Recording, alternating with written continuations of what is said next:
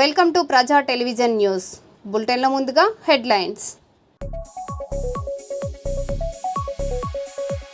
తెలంగాణ 10వ తరగతి ఫలితాలు విడుదల.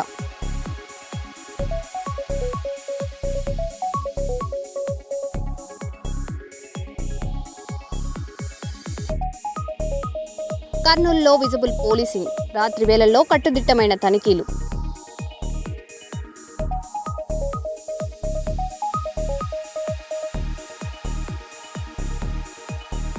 మహబూబాబాద్లో ఉద్రిక్తత, పోలీసులపై తిరగబడ్డ రైతులు.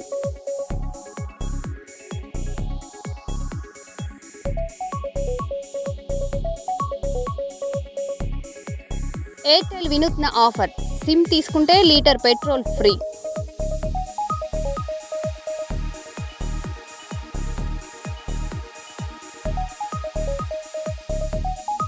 ఆంధ్రప్రదేశ్లో జర్నలిస్టుల భద్రతపై ఆందోళనకర పరిస్థితులు నెలకొన్నాయి.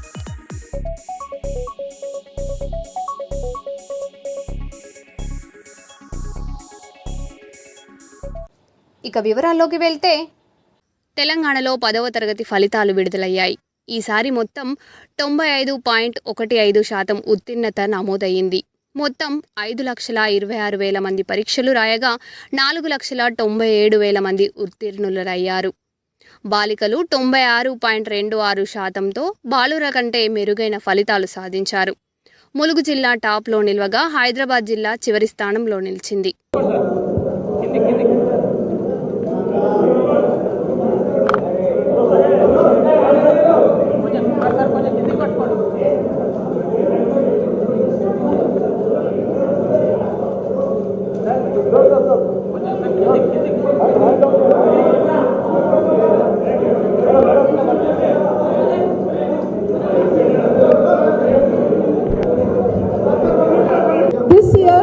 We have a very good pass percentage.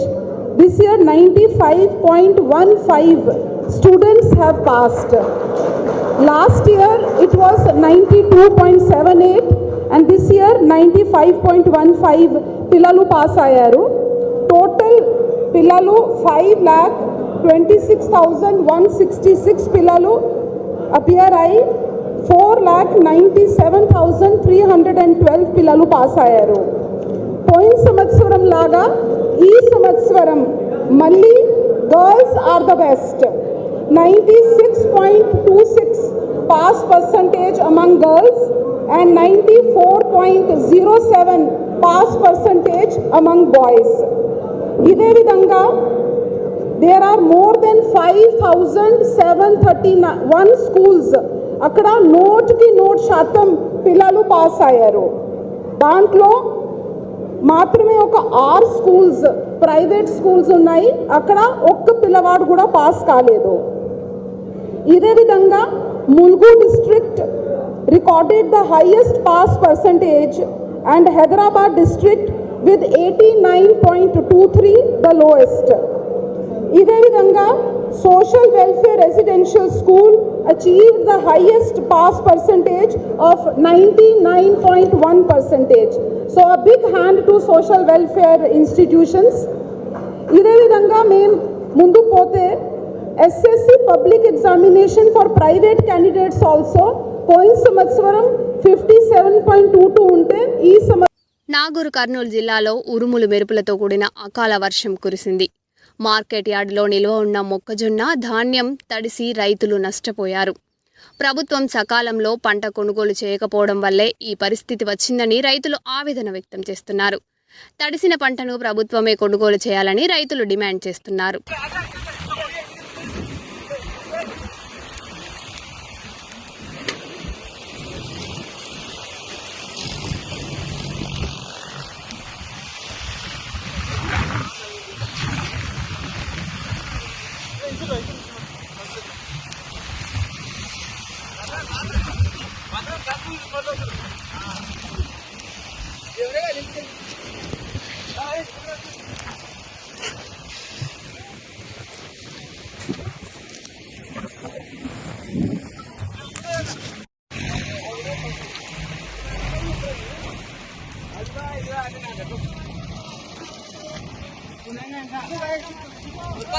Mau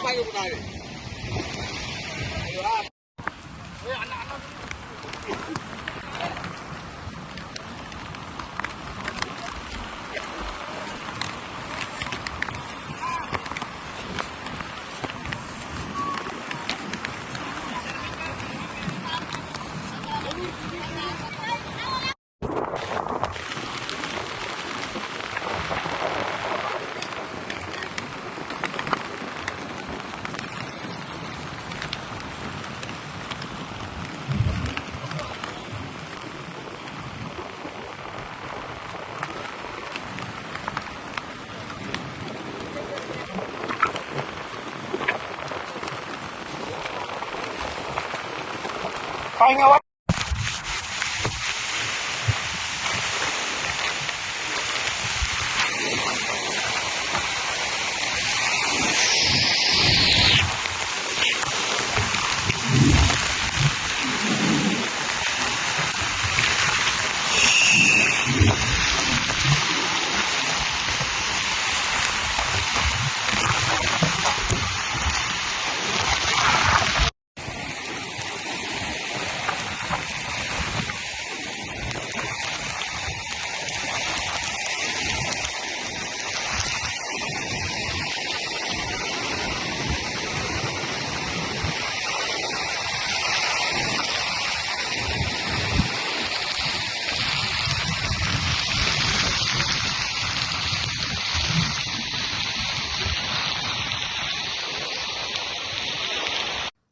తరగతి ఫలితాల నేపథ్యంలో వీసీ సర్జనర్ కీలక విజ్ఞప్తి చేశారు. ఫలితం ఏదైనా పిల్లలను ప్రేమగా అక్కున చేర్చుకోవాలని, మార్కులు జీవితాన్ని నిర్ణయించవని తెలిపారు. పరీక్షల్లో విఫలం కావడం జీవితానికి ముగింపు కాదని, ఆత్మహత్యలు ఏ సమస్యకు పరిష్కారం కాదని హెచ్చరించారు. తల్లిదండ్రులు, ఉపాధ్యాయులు విద్యార్థులకు ధైర్యం చెప్పాలని సూచించారు. అందరికీ నమస్కారం. రేపు 10వ తరగతి రిజల్ట్స్ రాబోతున్నాం. దాని గురించి కొన్ని విషయాలు మాట్లాడడానికి మీ ముందు రావడం జరిగింది. అందరు కూడా తెలుసు, ఇటీవల ఇంటర్మీడియట్ ఎగ్జామ్ రిజల్ట్ రావడం జరిగింది. కొంతమంది ఆత్మహత్యలు చేసుకోవడము చాలా బాధ అనిపించింది. వాళ్ళు తల్లిదండ్రులు కూడా చాలా బాధలు, చాలా విషయాలు కూడా బయట రావడం జరిగింది. మన ఉమెన్ సేఫ్టీ వింగ్ ఆఫీసర్స్ ఇటీవల ఆత్మహత్య చేసుకున్న పిల్లల తల్లిదండ్రుల దగ్గర వెళ్ళి అక్కడ జరిగిన కొన్ని విషయాలపైన మాట్లాడడం జరిగింది. ఎగ్జామ్స్ రిజల్ట్స్ అది మన ఒక కెరియర్ భాగం. 10th ఎగ్జామ్ అంటే ఒక కెరియర్ లో ఒక చిన్న స్టెప్. ఈ రిజల్ట్స్ వచ్చే ముందు గానీ రిజల్ట్స్ తర్వాత టీచర్స్ పైన, పేరెంట్స్ పైన జవాబుదారీ ఉంది. ఇటీవల చూసింది ఏమంటే పేరెంట్స్ వాళ్ళ ఆశల్ని వాళ్ళు పిల్లల పైన రుద్దడానికి ప్రయత్నం చేస్తారు. పిల్లల ద్వారా సాధించాలని చెప్పి వాళ్ళు చూస్తుంటారు. అది మంచిది కాదు. పిల్లలకి అట్లా వచ్చింది, మా పిల్లలకి ఇట్లా వచ్చిందని చెప్పి వాళ్ళు మాట్లాడడం కూడా మంచిది కాదు. చాలా మంది వాళ్ళు పిల్లలు కూడా వాళ్ళు ఏమనుకుంటారంటే మనం ఫెయిల్ అయితే సమాజం మన గురించి ఏం ఆలోచిస్తుందని చెప్పి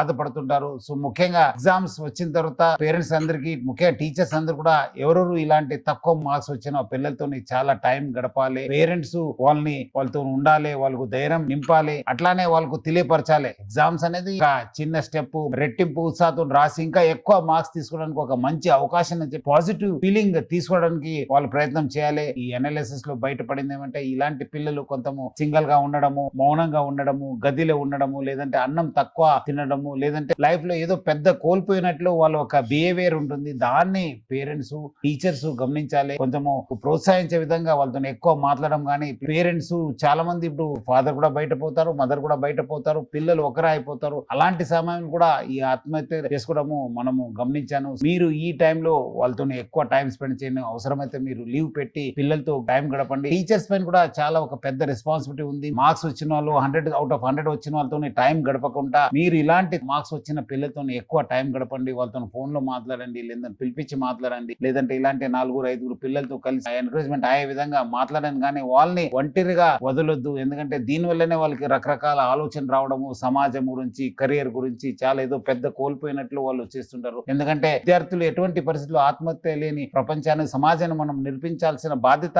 మా అందరి పైన ఉంది. టీచర్స్, పేరెంట్స్ వాళ్ళు ఆల్రెడీ ఇప్పటి నుంచే నాకు మార్క్స్ తక్కువ వస్తుంది, నాకు అట్లా వస్తుంది అని చెప్పి మాట్లాడుతుంటారు. వాళ్ళు ఇప్పటి నుంచే మీరు వాళ్ళకి మెంటల్ ప్రిపేర్ చేసి ఏ మార్క్స్ వచ్చినా మనకు మంచి జరుగుతుంది, what ever happens for the best అనే ఒక పాజిటివ్ కాన్సెప్ట్ తోని ముందుకెళ్లాలని చెప్పి నేను తల్లిదండ్రులకి, విద్యార్థులకి, టీచర్స్ కోరుతున్నాను. విద్యార్థులు కూడా మీరు పెద్ద సమాజంలో ఏదో కోల్పోయినా అంటే అనుకోవడానికి లేదు.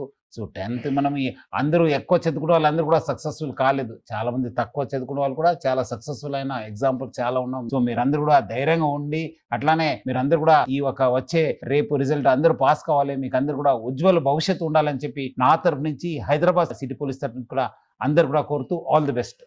మంచిర్యాల జిల్లా మందమరి పాత బస్టాండ్లో బేతస్తా మినిస్ట్రెస్ చర్చ్ నిర్మాణానికి మంత్రి వివేక్ వెంకటస్వామి భూమి పూజ చేశారు. ఈ సందర్భంగా జెండా ఆవిష్కరించి సేవాభావం, క్రమశిక్షణపై ప్రాముఖ్యతను వివరించారు.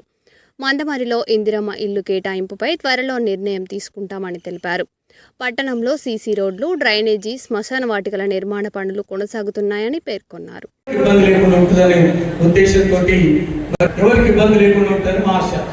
ఎంతమంది సంతోషంగా చెప్పబోతారు. రాజకీయ నాయకులు, కాంగ్రెస్ పార్టీ నాయకులు, లీడర్లు, ముఖ్యంగా మన మంత్రివర్యులు కూడా మన మధ్యలోకి వచ్చి కార్యక్రమంలో మనతో పాటు సహకరించడం అనేది గొప్ప విషయం కనుక మరి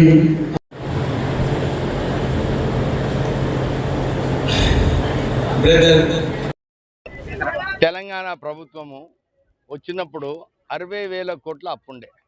ఈరోజు 8 లక్షల కోట్ల అప్పయింది. ఎక్కడ పోయింది ఈ 8 లక్షల కోట్లు? కేవలం వాళ్ళు కమిషన్లు మింగడంలో, అవినీతి చేయడంలోనే పోయింది. మనందరికీ డబుల్ బెడ్రూమ్ ఇల్లు ఇస్తున్నారు, కొందరికి వచ్చింది, అసలు రానే లేదు. చాలా 2%, 3% మందికే ఈ కళ్యాణ్ లక్ష్మి కార్యక్రమంలో నేను ఇదే చెప్పిన, మీరు డబుల్ బెడ్రూమ్ ఇల్లు ఇవ్వలేదు. ముఖ్యమంత్రి దళితుని చేస్తా అన్నాడు, కేసీఆర్ చేసిండా? చేయలేదు. 3 ఎకరాల భూమి ఇస్తాడు దళితులకు, ఇచ్చిండా? ఇవ్వలేదు. యువకులకు నేను నిరుద్యోగ వృద్ధి ఇస్తాను 3,000 రూపాయలు నెలకు, ఇచ్చిండా? ఇవ్వలేదు. సో ఇవన్నీ కూడా వాళ్ళు ఏం చేయలేదు 2 సంవత్సరాలు. కానీ మా ప్రభుత్వము 6 గ్యారంటీలు. మొన్న మహిళలను అడిగినప్పుడు, సార్ మాకు 200 యూనిట్లు వస్తున్నది, మాకు మహిళలకు ఫ్రీ బస్ ట్రావెల్, మాకు జీతాలు 1 తారీఖు వస్తుంది. కేసీఆర్ ఉన్నప్పుడు 15 తారీఖు వస్తుండే. కానీ మా గవర్నమెంట్ ఎంప్లాయీస్ అందరికీ కూడా, ఆర్టీసీ ఎంప్లాయీస్ కూడా వారు ఆ రోజు అన్నారు, సమ్మె పోయినప్పటికీ కూడా మాకు 1వ తారీఖు నాడు జీతం వస్తుంది సార్ కాంగ్రెస్ ప్రభుత్వం వచ్చిన తర్వాత. మహిళా శక్తి, మహిళలకు అందరికీ కూడా వారికి ఇందిరమ్మ ఇల్లులు ఇస్తున్నాం, వారికి వడ్డీ లేని రుణాలు ఇస్తున్నాం, వారందరికీ కూడా 21,000 కోట్ల రూపాయల బ్యాంక్ లింకేజ్ కూడా మహిళలకు ఇవ్వడం జరిగింది. సో ఇవన్నీ కూడా ఈ 2 సంవత్సరాలు ఏం చేయలేదంటే వచ్చి గ్రామాలు తిరిగితే తెలుస్తుంది.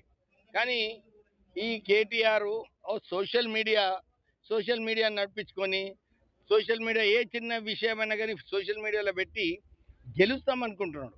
కానీ ఆయనకు అర్థం కావాలి, అరే నేను 2023 అసెంబ్లీ ఎలక్షన్లో సత్తాలో ఉంటే మేము ఓడిపోయినాము, పార్లమెంట్లో 1 సీటు కూడా గెలవలేదు, కంటోన్మెంట్ ఎలక్షన్ ఓడిపోయినాము, జూబ్లీ హిల్స్ ఎలక్షన్ ఓడిపోయినాము, 10 కోట్ల రూపాయలు నెలకు సోషల్ మీడియాలో ఖర్చు పెట్టినప్పటికీ కూడా ప్రజలు కేసీఆర్ని నమ్ముతలేరు. 25,000 కోట్ల రూపాయలు అప్పు ఉన్నప్పుడు ఏమైంది? ఎందుకు ఆ రోజులలో వాళ్ళు ఆందోళన చేయలేదు? నిజంగా చూస్తే ఈ ట్రెండ్ ఏదైతే ప్రారంభించిందో ఇది టీఆర్ఎస్ టైంలో ప్రారంభం చేయడం జరిగింది.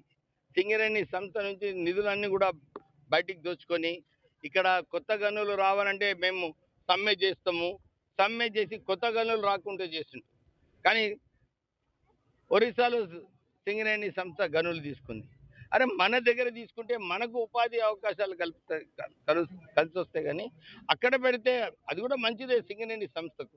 కానీ ఇక్కడ కూడా సమ్మె చేసి ఆపినందుకు ఈ టీఆర్ఎస్ పార్టీ, కేసీఆర్ దీనికి బాధ్యత వహించాలి. ఇక్కడ కాంగ్రెస్ ప్రభుత్వం వచ్చిన తర్వాత వేలంలో పాల్గొని మన ఆర్కే ఫైల్ కూడా ఒక కొత్త గని రావడం జరిగింది.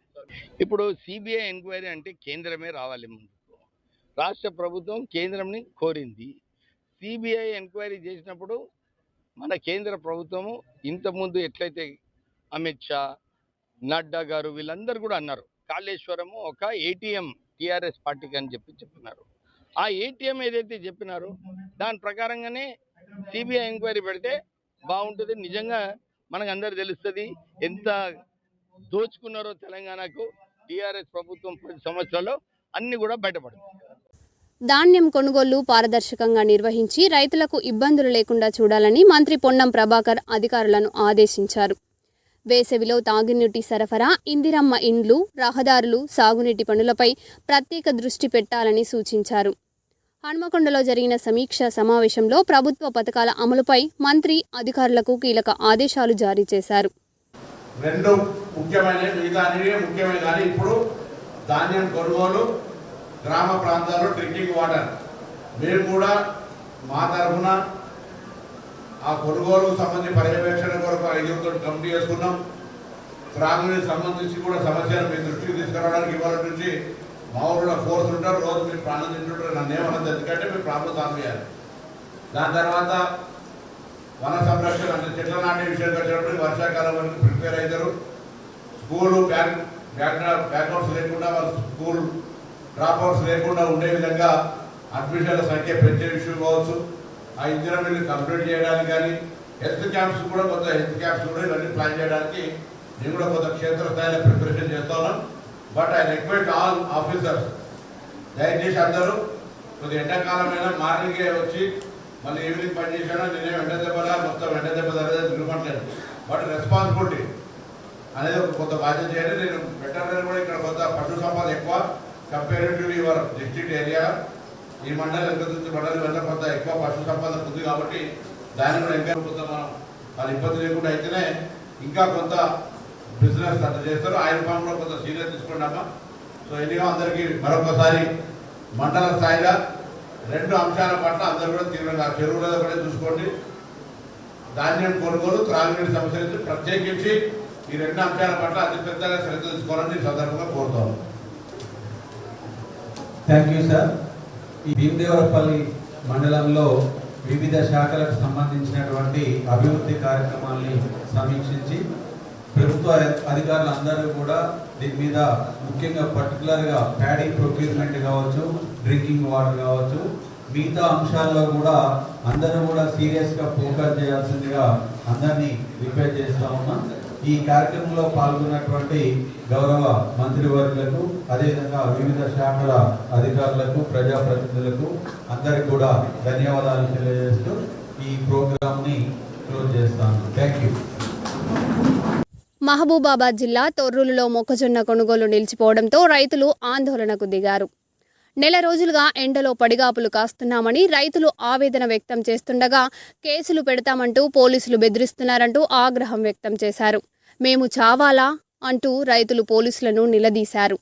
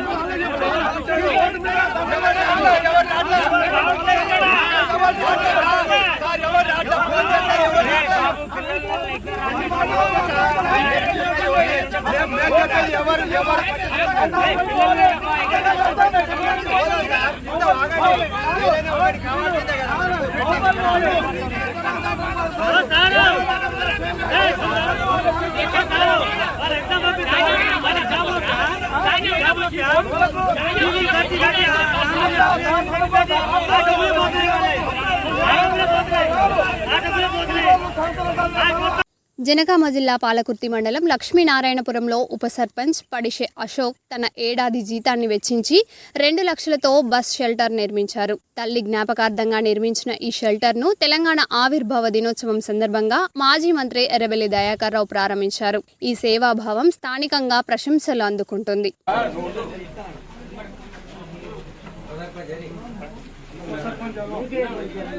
బస్ సెంటర్ మాజీ మంత్రి గారి చేతుల మీదుగా ప్రారంభోత్సవం.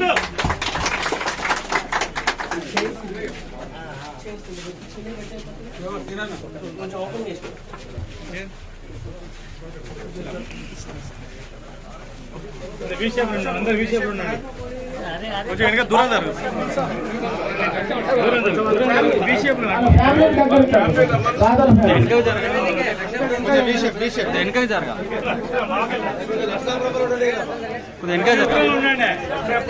లక్ష్మీనారాయణపురం వాళ్ళు వాట్సాప్లు వాట్సాప్లు రావాలి.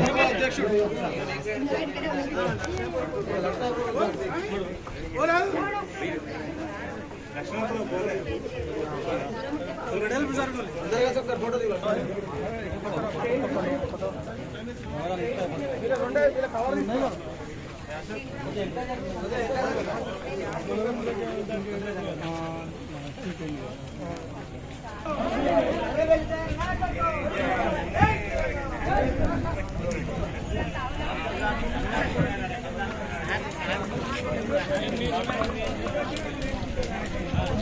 తల్లిదండ్రులతో వీలైనంత సమయం గడపాలని బీఆర్ఎస్ వర్కింగ్ ప్రెసిడెంట్ కేటీఆర్ పిలుపునిచ్చారు. మనం ఆప్యాయంగా హత్తుకుంటే వారి కళ్ళలో ఆనందం కనిపిస్తుందన్నారు. సమయం వేగంగా గడిచిపోతుందని, మధుర జ్ఞాపకాలు మిగిలేలా కుటుంబానికి సమయం కేటాయించాలని సూచించారు. I don't know your dad, but trust me, just go give him a hug and kiss him. He'll love it. Honestly, I'm not even kidding. After going home, you need to. No, I'm a dad today. I have a 20-year-old son and a 17-year-old daughter. I can tell you, today, when I look back, girls and boys, I'll tell you one thing, please remember this. Life goes by in a jiffy. In the blink of an eye, time అయిపోతుంది, మనకు అర్థం కూడా కాదు. ఇప్పుడు when you're sitting here, see, every single moment that we spend on this planet, time and space make it very unique. That those two coordinates make every single occasion, every single situation unique. But కళ్ళు మూసి తెరిచే లోపల అంటారు చూడు, నిజంగా కూడా మీకు ఇప్పుడు నా కాలేజ్ డేస్ అని గుర్తు చేసుకుంటే 90% గుర్తురాదు, 10% ఏదో కొన్ని things I remember. School days అనుకుంటే maybe 5% I remember. So last year ఏం జరిగింది, అంతకుముందు ఏం జరిగిందంటే ఇప్పుడు you think back, it just goes like that. So my only suggestion to you is live in the moment, and if you like hugging your dad or mom, please do it. Don't even hesitate, don't even think nu kestara మీ డాడే కదా ఏమైతే. So పెద్ద ఫరక్ కూడా పడదు, కానీ he'll love it. I'm telling you, he'll love that expression of love and affection. Every dad, even my dad, I never hugged him till I was like 40 maybe. First time I think I hugged him was after that 2015 GHMC election. దగ్గర పోయి call మొక్కినా. He did that, I did that, and then I was like, okay, this is good. This was more recent, my birthday. So aitadi. In India especially, male children and dads have this problem, whereas girls on the other hand, they are affectionate. పోయి మీద పడతారు, తంతారు, గుద్దుతారు. So వాళ్ళకి నడుస్తుంది dad's తోని. But I think you're a boy and you should do it also, and I think your dad will love it. Absolutely, this is something that I will. Please share in socials what happens. If it is a positive thing, okay, I'll do this. Yeah. Hayathnagar, కుంట్లూరులో ఉద్రిక్త పరిస్థితులు నెలకొన్నాయి. Prajay గుల్మాహార్ gated కమ్యూనిటీలో కూల్చివేతలకు వెళ్లిన హైడ్రా అధికారులను కాలనీవాసులు అడ్డుకున్నారు. బుల్డోజర్లతో చేరుకున్న అధికారులతో వాగ్వాదం కొనసాగుతుండగా భారీగా పోలీసులు మోహరించి పరిస్థితిని అదుపులో ఉంచుతున్నారు.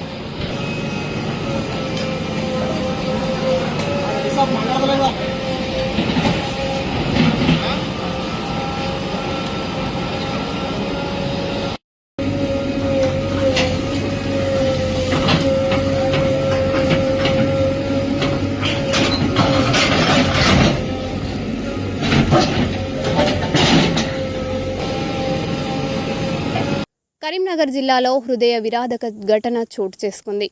భార్యాభర్తల విభేదాలతో కన్న బిడ్డలను పోలీస్ స్టేషన్లో వదిలి తల్లిదండ్రులు వెళ్లిపోయారు.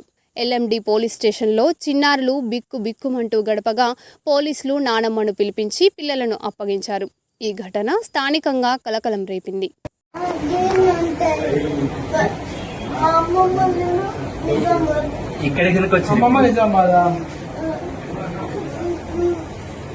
ఎందుకు ఏమైంది? ఇంట్లో గొడవ అయిందా? ఎవరెవరు? ఇక్కడికి ఎవరు తీసుకొచ్చింది?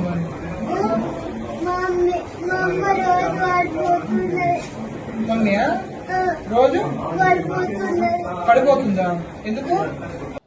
మరే బులెటిన్లో మళ్ళీ కలుద్దాం. Stay tune.